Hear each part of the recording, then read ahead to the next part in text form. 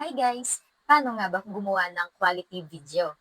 Para sa Reels disclaimer, tulad mo, isa lang din akong maliit na content creator. I am not professional videographer, editor, or even a director. Simulan natin sa proseso sa paggawa ng isang video. Step 1, story. Bago ako nag-shoot ay gumagawa muna ako ng script. Ang istorya ang isa sa mga importante sa isang video. Dito mo na ipapabait ang mensahe mo dito sa manonood mo. Are you entertaining? Are you educating? Are you motivating? Pwedeng may script, pwede ring wala.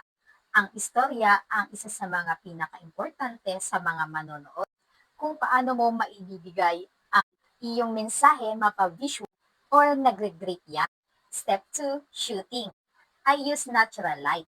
Pero kung hapon na at medyo madilim na, ginagamitan ko siya ng ring light. Ang malabo at madilim na video ay hindi kaaya-aya panoorin. Audio, una mo sa unang dapat i-upgrade, especially kung talking head, style of video na ginagawa mo. Tulad nito ay kailangan natin i-upgrade ang ating mga audio. I shoot continuously. Pag may mali, dinadaanan ko sa pag-edit. Step 3, editing. I use CapCut. It doesn't matter kung ano man ang gusto mong app na i-edit. Ang importante, ginagamitan mo siya ng editing. Lalo na kung may words na hindi maganda. Yung mga boring na words ay ikat mo. Katulad ng ikat po natin yan. Hindi po maganda.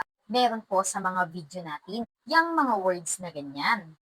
Tanggalin po natin yan at ikat po natin sa pag-edit. Yun lang guys. Sana po may natutunan kayo. Pakibahagi po nito at para malaman po ng iba. Bye everyone!